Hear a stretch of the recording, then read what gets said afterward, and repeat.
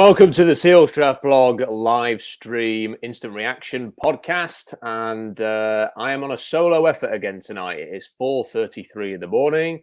It's not as late as last week, but I have stayed up till this hour for the last three Seahawks games: the Rams game, the Steelers game, and now this. And if that isn't enough punishment for one individual in one calendar year, I don't know what is. And it's all happened in 3 weeks. It's unbelievable. If you are watching along today and you want to post in the comments section, I need some questions because it's another solo effort. Stick them in there. Super chats will get priority. If you have some sympathy with my plight, having to stay up this late to do these, I want to chuck in a super chat, then I will go to those straight away. Kerry has already sent one in saying the peacock doesn't rise again. I mean, this is the thing. The defense didn't do too badly tonight. The defense was certainly not the issue. And I don't think this is a great Saints team. This is a Saints team that has already lost to the Giants, the 2-5 Giants. They may well be, I think, 4-2 now, but I don't look at this Saints team and think they're going to be any kind of threat, deep into the postseason here, if they even get there. Jameis Winston was unconvincing tonight. Everything runs through Alvin Kamara, doesn't it? They don't have good enough receiving threats, tight end threats. Their defense is very good, and you know what? They'll win games because of the defense and Alvin Kamara, but they are somewhat limited. And that was just a really, really awful performance by the Seahawks again. And as I said, the defense are not to blame, but they had their moments as well. Slacker Hero says, it's sad watching the magic of the Pete Carroll era disappear before our eyes. I really hope he hangs it up after this season. This is unbearable. It is. It really is. That's where we're at, Slacker Hero. You are absolutely right. Thank you for the super chat. We're just seeing the end of an era. Just think back to 2010, 2011, and as things were building along here, just have a think at how exciting it was. And you could kind of overlook the bad defeats because you felt like we were witnessing the start of something and you were willing to have a bit more time and patience with it. And with this, it's the opposite end of the scale because we're feeling like we've got no hope for the future right now. It's just misery. It's just, this is the end. This is the end. And, I need some questions because I need to get my head straight. I've jumped straight on after this and I need to formulate my words as to how I'm going to convey sort of that feeling there. Robbie's jumped in with the super chat of 99.99. Man, you don't have to do that, man. He's at the game. That is why he's not here. I'll see you next week, brother. Yeah. I hope you had I hope you kept dry. I can't say I hope you had a good night, Robbie, because I know you won't have done, but I hope you stayed dry. Thank you, Kerry, again for another super chat. Look, thanks, guys, for all of these. It's much appreciated. Now, let's talk about the game first, and then I'll come on to my thoughts on Pete Carroll. So, when they got the touchdown very early in the game, the 84-yard touchdown, and I think Aaron Levine was tweeting about this as well. Straight off the top of my head, I was thinking of the Colin Robinson touchdown in 2018 when Seneca Wallace was playing, and I can remember my reaction to that. It was still quite early in the season. I think the Seahawks were 2-5 going into that game against the Eagles in 2008, and you were still thinking, if they win this, you just never know. Maybe Matt Hasselbeck could come back. Maybe he could get healthy and they could go on a little run, as they kind of did. It never got as bad as sort of 2-5, did it? But, in 2006, they kind of got behind the 8 ball and they came storming back. Could that happen? They lost that game 26-7 and didn't score another point. The only reason they scored any more points tonight after that touchdown in the 5th play from scrimmage is because the Saints fumbled deep inside their own territory and gifted the Seahawks a field goal. That's the only reason they scored any more points tonight. Geno Smith is absolutely horrendous. He is as bad as everybody thought. And the idea of watching him play another game of football terrifies me. I don't know. I would sit here right now and say I would happily watch Jacob Eason have a go next week but I just know that he's been in the offense for a week. For a week. He's not going to have all of this nailed down, but how could he possibly be worse than this? How could he possibly be worse than what we've seen from Geno Smith tonight? Dan Smith has come in and said, easy to blame Russ being out for the poor performance. Think it's an excuse to overshadow how poorly the team is constructed and buy Pete more time. Well, certainly, you know, I think that if Russ was playing tonight, I think they probably would have won the game. But yes, you know, we can both separate that and say Russell Wilson not playing is huge and is a massive issue. And we can also say the roster has been constructed really terribly and their game plan tonight was dreadful. And we'll come back onto that again in a moment. But Dan, thank you for the super chat. Slacky Hero, thank you for your $2. Do you think Russ will play again this season? Yes, I do. I think he probably would have come on in for that fourth quarter if he was given an opportunity. He may well indeed want out of Seattle at the end of this season, but he's going to want to come and play and finish this the right way. You know, it's not in Russell Wilson's DNA to just mail it in for the rest of the year. Charles says, I love when the fans think Pete and the LOB was something without Russ. Those fans are the best. I mean, they were something. I don't, personally, Charles, I don't like to go back and just say that was all a load of nothing or anything like that. You know, I prefer to sort of acknowledge that Carroll was great, the LOB was great, Russell Wilson was great, Marshawn Lynch was great. You know, there's a lot of aspects that were great, and a lot of people combined to make something glorious. One of the best rosters in NFL history. But you know, those times are a long time ago, and they've had a chance to rebuild and reset this thing. And look what we've ended up with. Darth Soldier, thank you for the super chat. And this is how our season ends, with a whimper. O-line shit the bed after the first. I hope Pete knows why Russ was pissed. Yeah, we need to talk about the O-line. But I mean, going back to Geno Smith, take away that 84-yard score. It's 135 total yards on offense. He looked like a deer in headlights. The sacks that he was taking, unlike Russell Wilson, when he kind of scrambles out of pressure and goes on the run, you just thought, this is the end of the play. Just throw the damn play out of the field. It was going to happen anyway. Just throw it out of bounds. Just save us all a bit of time, Geno. He can't throw on the run. He wasted, what, I think 3 timeouts in this game. I think it was 3, may have even been 4. Just from, I'm going to try and change the protection with like 4 seconds left on the play clock. And he says, you know, you can't do that. And we've seen Geno Smith in preseason for 3 years in a row now. And somehow he's still the backup.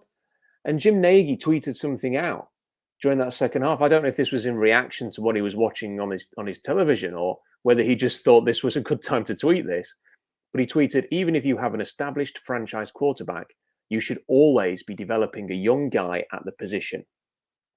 Yes. And the worst thing is that John Schneider has talked about this, always having one in the chamber. Whatever happened to that? They've drafted 1 quarterback since 2012, since they took Russell Wilson, Alex Magoo, in the 7th round. That's it. How have they possibly got themselves into a situation where Geno Smith has been the backup for 3 years, practically unchallenged? It makes no sense.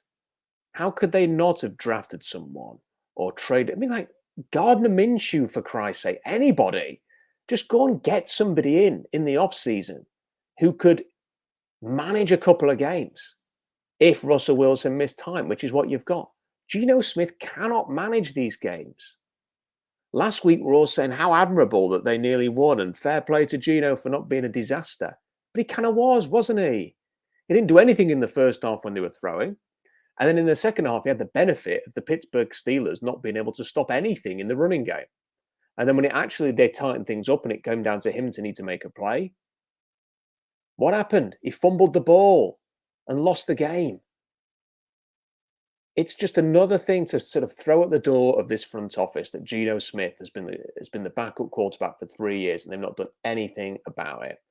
And look, we talked about Davis Mills. Maybe Davis Mills is having a bit of a rough period at the moment with the Texans. Is that a surprise to anybody? And Kellen Mond's currently, I think, inactive for the Vikings every week. He's not even the backup there. Are we really saying that those 2 guys had been worse than Geno Smith if he'd have just took one, especially knowing what was potentially around the corner with Russell Wilson? I don't know. it's not even about them. They could, like I said, they could have got Minshew. They could have got anybody. There's a whole bunch of veteran quarterbacks. I mean, all these people like Mike Robb saying that Geno Smith's the best backup in the league. What on earth have they been drinking? Because I'll have a pint of that. Shoe7525 says, thanks for your work. You've been a great writer for some time. How do you evaluate Shane Waldron? Is it even possible in these circumstances? Offense seems lost. Well, look, it's always difficult because you always I kind of feel like we had a good dose of Pete Carroll offensive coordinator tonight. And I don't think Shane Waldron has the kind of say that people think he has. And I don't think Brian Schottenheimer did. And I don't think Darrell Bevel did. I think this is Pete Carroll all the way. He controls everything. He's going to do it his way. And if he says you're going to run the ball 6, 7, 8 times to start the second half, even if it means we're punting, that's what you're going to do. So we have to bear that in mind. He has not given the keys to Shane Waldron. And if anything, the fact that they've lost Russell Wilson and Geno Smith's now the quarterback, he has taken even more control. And this is what it looks like. They are, and look, Geno Smith bears some responsibility for this. I think if he looked even remotely convincing as a passer, I don't think Pete Carroll would have necessarily gone so conservative like this. But at the same time, this is Pete Carroll football. So, I find it very hard to judge Shane Waldron. I suppose you could argue that it's very frustrating that when you go into, this is the second game now, they've known that they're going to go in with this quarterback. And to not have sort of even just a few plays they can go to where, okay, Gino, we're going to give you this easy. Like, look what the Saints did today. I mean, they just give Jameis some screens. All right, it helps you get Alvin Kamara, but they give him some easy screens. They gave him a few plays, and then they adapt to what the opponent's doing. So when they started covering Alvin Kamara with 2 linebackers when he was peeling out, it took them like no time at all to go, okay, Jameis, you can just scramble to the other side because there's going to be a whole bunch of space there and have yourself a first down on the ground. It took them no time to work that out at all. When the Seahawks was running and running and running, the Saints were just went, okay, we're going to take that away. And they did. They kind of did in the first half and then again in the second half. They were sort of throwing counter punches to what the Seahawks were doing. There never seems to be that, either on offense or on defense, really. I mean, that defensive call at the end where, the Marquise Blair blitz worked, so we'll just do that again. And, oh, look, they've seen the look. They can see Marquise Blair up at the line of scrimmage. They know what's coming, so they have Alvin Kamara just peel out on a run for a 3rd and 10 run. Darth Soldier says, Russ not playing should be an eye-opener to the management and coaching staff that they haven't drafted or put together a good team since 2014. Yeah. I mean, we can get drafted poorly. I mean, tonight, Rashard Penny is absolutely useless. He is absolutely useless. They might as well have me out there running the football. Awful. I mean, the only reason he's still on the roster is because clearly they don't trust Travis Homer and DJ Dallas and Travis Homer are on the roster for special teams. They're not on the roster to run the football because there's no way that Rashard Penny would have had as many carries as he did. He had 6 carries for 9 yards. I'm surprised that he had 9. He's just awful. And he was their 2018 first-round pick. Their 2019 first-round pick was inactive for the 5th game in 7 tonight in LJ Collier, despite the fact that Darrell Taylor wasn't even active today. It's just incredible. How... And to be honest, Jamal Adams was slightly better tonight. I mean, I think people are going to sort of lurch towards what a great game Jamal Adams had because he actually had a couple of plays where he did something. I mean, that's where we're at with Jamal Adams now. If he got an interception, a couple of sacks, something like that, he nearly gave up a touchdown and was bailed out by a brilliant play by Jordan Brooks, who had a good game. And he kind of jumped over Jameis Winston at one point for some reason when he was sort of scrambling down the right touchline towards the end zone. If he stayed on his feet there, he may even have scored, Winston. But, he wasn't as bad as he has been. So, my word. But that's the big trade, the big resource investment that they've had with all their draft picks. Marquise Blair, a bust. He's just a bust, isn't he, in the second round? Kyle R says, I just can't wrap my head around how Pete and John want to be the bully, but they don't invest in the defensive and offensive line, or at the very least be able to evaluate talent in that area. It's a great point, Kyle. Brent, thank you for your $5. That is the one thing that is always going to confuse me the most about this. For somebody who has so much clarity in Pete Carroll in what he wants to do, he knows exactly what he wants, the style of football that he wants to play. He has gone on about it. He's written books about it. You know how he wants to play. For some coaches, and I think this was where Jim Mora fell down, he didn't really have that sort of defined identity. You couldn't spell out exactly what he wanted his Seahawks team to be. But he'd just say something like balanced, and it didn't mean anything. Whereas Pete Carroll's like, yeah, we're going to do this, we're going to do this, we're going to do this, and that's who we're going to be.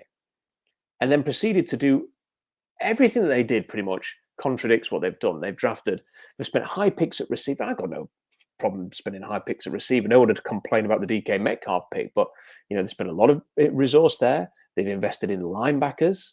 They've kind of nickel and dimed the O-line and D-line again. They've spent a huge amount of resource at safety. This isn't, if you're going to want to play the way that Pete Carroll is, you should be prioritizing the O-line and saying that's where our money's going to go. And we're going to have a great O-line. And then you should go and say, right, we're going to have a great pass rush. I mean, like, where the hell has the pass rush been this season? It's surprising when there's a sack. I mean, like, it's surprising, like the turnover, when there was the turnover with a fumble, it was like, oh, yeah, you're allowed to have those. I forgot. Like, the defense doesn't turn the ball over, despite all this investment at linebacker and safety and all of that. The O-line doesn't dominate anybody in the trenches. They can't rush the passer. Somebody mentioned Kyle Fuller earlier. I mean, how do you get into a situation where your two options at center going into this season are Ethan Posick and Kyle Fuller?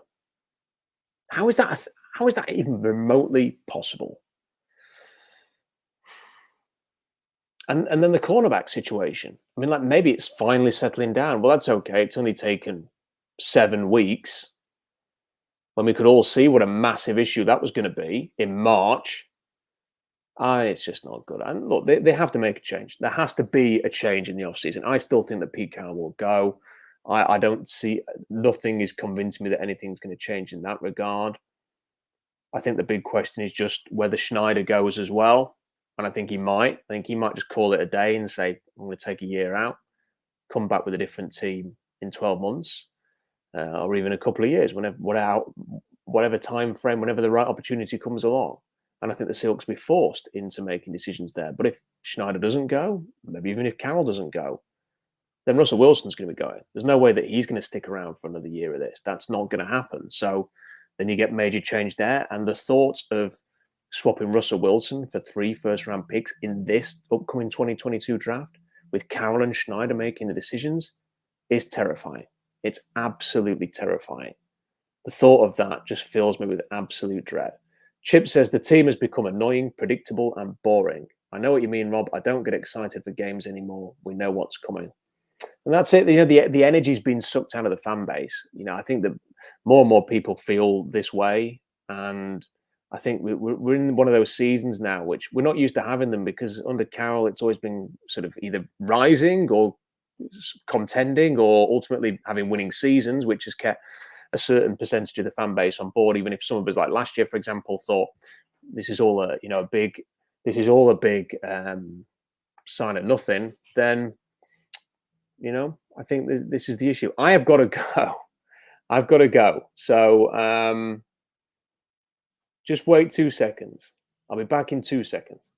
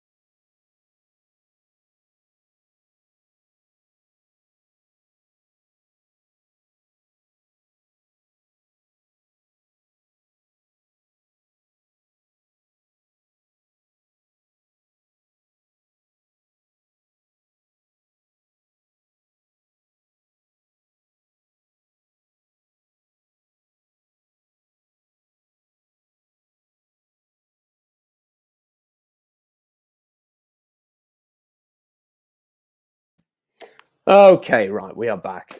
Sorry about that. Well, I have some very annoying neighbours at the moment, and even at 4:53 in the morning, I have to go outside and deal with them. So that is dealt with. I dealt with these neighbours more emphatically than the Seahawks did anything to do with the Saints, by the way, this evening. So good to be back. Keep those super chats coming because it is 4:53, and we're going to do a little bit more, and then we will wrap things up.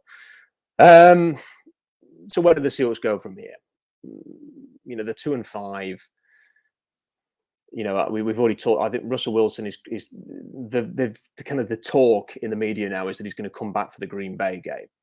That'll probably be true. I'm not sure that I can see this Seahawks team beating even the Jaguars next week.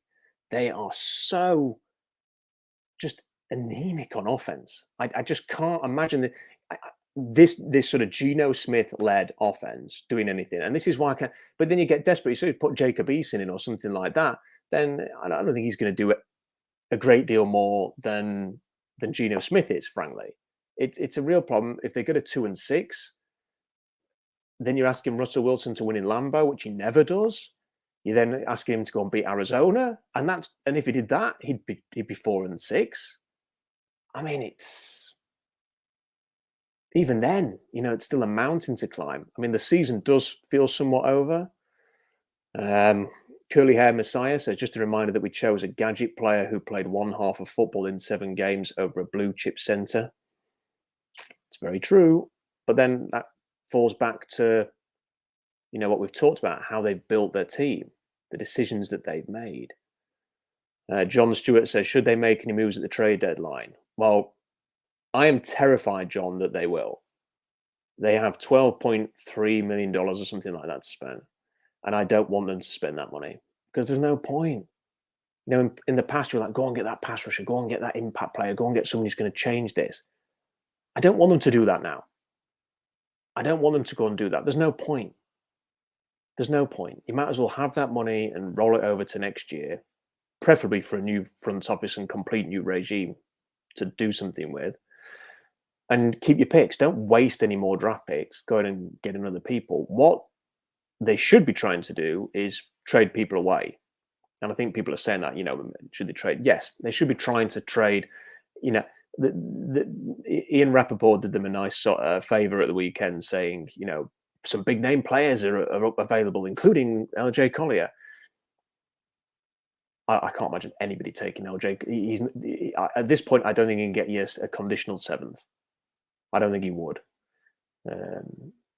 Could they trade anybody else away? You get nothing for Rashad Penny. I don't think there's anybody on the roster right now that I can imagine anybody being interested in at all. I mean, someone might want Al Woods, but because he's playing reasonably well, I guess. But why would you trade him? And what for? He's in mid 30s. I just can't think of anybody else who people would want. I mean, personally, I'd just probably trade Jamal Adams and get what you can and eat the 16 million dead hit this year so you don't have to do it next year. But that ain't going to happen, is it?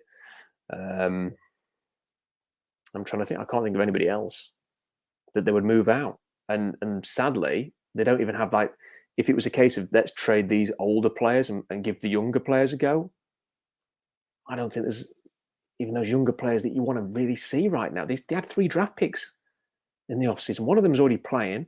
You're not trading Dwayne Brown to play Stone Forsyth. I mean, God, things could get any worse. And then the other one, Trey Brown, is actually playing.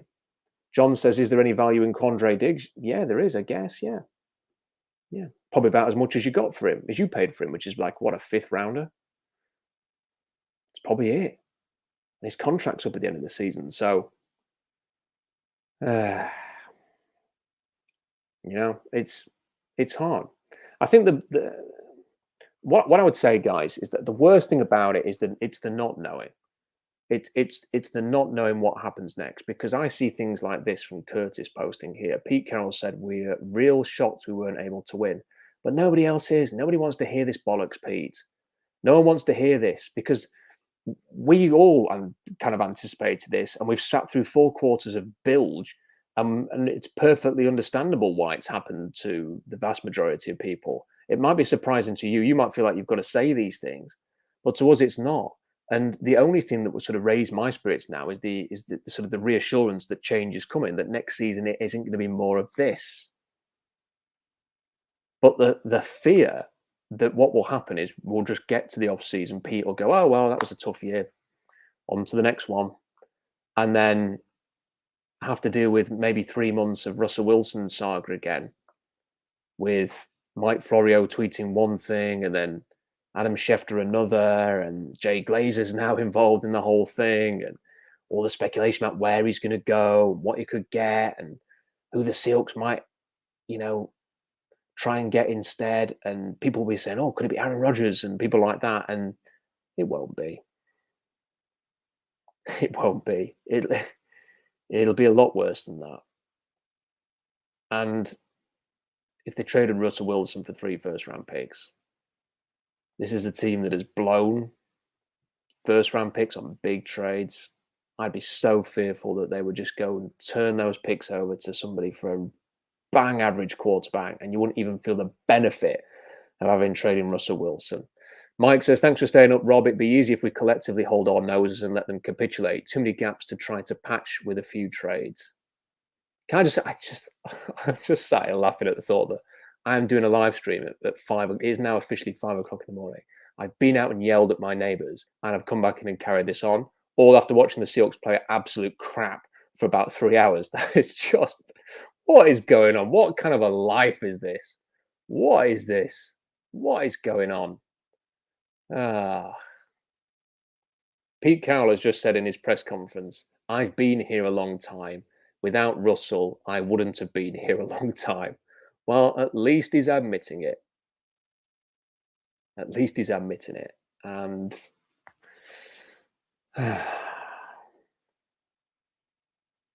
there's only one. I mean, I was going to say there's only one way for Pete to survive this. He says 2020 Seahawks starting QB Drew Lock. Oh my word.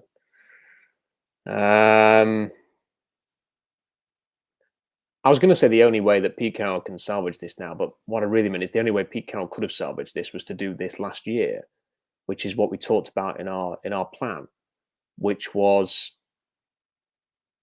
just cede control, be Nick Saban, say, I've had a good run doing things my way, that I came to Seattle doing things my way, that my way has got a championship for this city, but times change. And Pete can be a great figurehead and leader and motivator, but it really does sort of need other people to help him shape the vision for this team and get the best out of the players that he's got. Like, if he wants to salvage the Jamal Adams trade, there's simply no alternative but to get a coach who specifically has worked within schemes who have utilized like this death backer type player. And that's not Ken Norton and it's not Pete Carroll. So he needed to get somebody in who's worked in a Greg Williams style defense or a Todd Bowles style defense. Go and get somebody like that, or go and get a very experienced defensive coordinator who can come in and just run things his way and just let him get on with it in the same way that you wanted to get on with things and do things your way back in the day. Now it's time to relinquish that control and give it to others. And on offense, again, get out the way. Trust somebody else to come in and run the thing. But he's not willing to do that. He's not willing to do that. So there's no alternative but to go. And, as we've said before, I don't want Pete to become a hated figure where people are just so sick of him. I'm already sick of his press conferences. I already cannot bear to listen to most of them. The show with Mike Salk that they're doing on ESPN 710 every week is painful to listen to. And it's just gone. It's gone. The magic has gone. It's been a great run, but the magic has gone. And I think there are certain teams, and Pittsburgh are in a similar position here, with Mike Tomlin. I just think that franchises with long-standing head coaches are going to end up moving on. And, I think it's time. I think it is time for Pete Carroll. What the next, iteration of the Seahawks looks like, I don't know. I mean, I think some of the lust has come off Joe Brady in the last few weeks, hasn't it, with the way that the Panthers have struggled. And Brian Darboll, I like, obviously, but he doesn't get to bring Josh Allen with him, as good as Russell Wilson is. And many Belichick disciples have struggled when they take on head coaching jobs. So it's hard. And, people will fall back on, I don't want to make changes because I worry what that change will be. But you can't be fearful of that. I think that the best thing that they could do is probably go and find the next Todd Lywicki, or even borrow him from the Kraken for a bit and see if he can, or at least ask him to recommend some people to go and get the next people to run this franchise.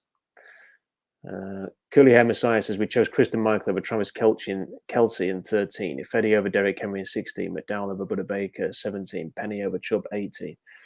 Wow, you could mention a lot of players in that regard. They have made mistakes. That is where you win and lose in terms of the NFL. The reason the Seahawks had an elite roster is because they were able to find, legit stars later in the draft. Cam Chancellor, 5th round, Richard Sherman, 5th round, KJ Wright, 4th round, Bobby Wagner, 2nd round, Russell Wilson, 3rd round. They traded a bag of footballs from Marshawn Lynch, Brandon Browner from the Canadian Football League, Chris Clemens they traded Rob Sims for. It's sort of those decisions, those clever, intelligent draft decisions are what get you wins. And I don't think they knocked the top picks out of the park. Bruce Irvin was okay. James Carpenter was okay. Russell Okung was okay. Earl Thomas obviously was more than okay. But they weren't disasters, were they? They weren't horrible picks. Irvin and Carpenter had long careers. Okung's had a long NFL career. Earl Thomas had a legendary career till he decided to destroy it by himself. And what they've got now is they've not been hitting in the later rounds. They've had very marginal success there. And their first-round picks or their early picks have been a disaster. They've tried trading for players to make up for it. That's been a disaster. They've had one or two success stories, but, even the DK Metcalf pick, you sort of say, what the bloody hell were you doing taking LJ Collier and Marquise Blair before that? Maybe it's a good job they did, because they probably would have taken a different bloody receiver, and Kill Harry or somebody like that they were said to be interested in at the end of round 1. So there we go. Another one from Curly Hair. Thank you for all these super chats, by the way. They've come flooding in, and it is very much appreciated. Collier over Elgin Jenkins in 19. I have absolute zero faith in this scouting team and their first round decisions. I don't think anybody has at this point. It's very, very distressing. And we're just going to have to sort of endure the rest of the season. At least next week, the game kicks off at 8. I think it's 8:05 or 8:25 in British time, rather than 1:25. So I'm not going to have to stay up for it. But even then, a win against Jacksonville is hardly going to make you feel warm and fuzzy inside, is it? Even if it happens. And if you lose, it's going to make you feel horrendous. And then there's the Packers after the bye. The Seahawks are in territory that a lot of people, there's a lot of fans, and a lot of people call them bandwagon fans, whatever, but there are a lot of fans who started following the Seahawks after 2012 or after 2010. And, some of us remember the times before that. And I can remember, this does feel a lot like 2009 to me. When I remember thinking very early in that year, Jim Mora is not the guy, and writing about that and talking about that and saying Jim Mora is not the guy. He will not be the guy. He had to go. There was a real media pushback from people saying there's no way they're going to fire him after 1 year. It's stupid. The crazy talk. That was what was being said on the radio. That was what was being said in the newspapers. That's what was being said. And I remember that day when it was announced that Jim Mora was being fired. I saw it in my little RotoWire thing that I had on the old version of the blog. And I was in the office that I work. I've gone back to work in this year. I remember celebrating. I remember thinking, yes, brilliant. He's gone. And it just gives you that hope that, yeah, that the franchise recognized that something needs to change. And then within minutes, it was, I think Jay Glazer was reporting that they were going after Pete Carroll. And that was exciting to me. I know a lot of people didn't like the thought of it at the time, Carroll at USC and everything like that. But I was excited. I thought, wow, this is bold, it's different, it's interesting. I'm interested to see where this is going to go. And we need that now. We need to sort of see that hope replenished again, that sometimes only change can provide, and not the kind of change that a lot of people want, which is, I still don't get that there are people out there saying just trade Russell Wilson because the roster's so bad, get 3 first-round picks, and then you're going to have to rebuild from scratch again, because you just end up like the bloody Dolphins, who've spent all those first-round picks, don't have a true answer at quarterback, don't, okay, you got the first-round picks actually have to turn into players. Now, if you hit on those 3 first-round picks, fine, but then you still got to get a quarterback from somewhere. Who's your quarterback? And I watched the Broncos with Drew Lock and Teddy Bridgewater and Case Keenum and Trevor Siemian. We've seen the Dolphins with Fitzpatrick and Tua and people like this, and they're struggling. Washington now with Heineke playing quarterback. You see all these things. You think you don't want to end up like one of those. And it's quite clear to me that you just get a new coach, get a new regime. You involve Russell Wilson heavily in that, and then you just get after it. Rebuild your O-line, pump your resources, or shift your resources rather from linebacker and safety to your O-line and D-line. Make some big decisions that only a new regime can make, because this regime probably wouldn't be willing to go there. Move things around, change it, but make Russell Wilson your focal point, because he's the one thing that is going to get this team back to winning football games. And I shudder at the thought of trading Russell Wilson for picks in this next draft, because, as I mentioned in my article last week, there are only 9 players that currently I would think, they're pretty likely to go in round 1. You've got people like Evan Neal, who is the Alabama left tackle. People are saying, I watched him again this week, and I think, I'm not sold. Not at tackle, maybe as guard, not as a left tackle prospect. Like everyone's going to be like number 5 or number 1 even in some mock drafts. So I don't think the options are there to rebuild your franchise. Who's going to be your quarterback? Kenny Pickett, who we wrote about this week? Are you going to go and make him your franchise quarterback? Who are you going to get? Trade 2 first-round picks of Matt Ryan? You see him this week and last week in London? Because I was live in London and saw him play. Don't fancy that. Who else? So I don't think Aaron Rodgers is coming here. Look, if you could tell me that Aaron Rodgers could come in for Russell Wilson, I'd probably be down with that. I don't think it's going to happen, though. So we'll see. We'll see what happens. I think that we are pretty much done. C. Coolman says, thanks for the great content, Rob. Thank you for that. Thank you for all your super chats. We've done 40 minutes with that brief interlude. So I could go and shout to my neighbours, which is, we've got to keep it interesting on the live stream, on the instant reaction. Robbie will be back next week for the Jaguars game.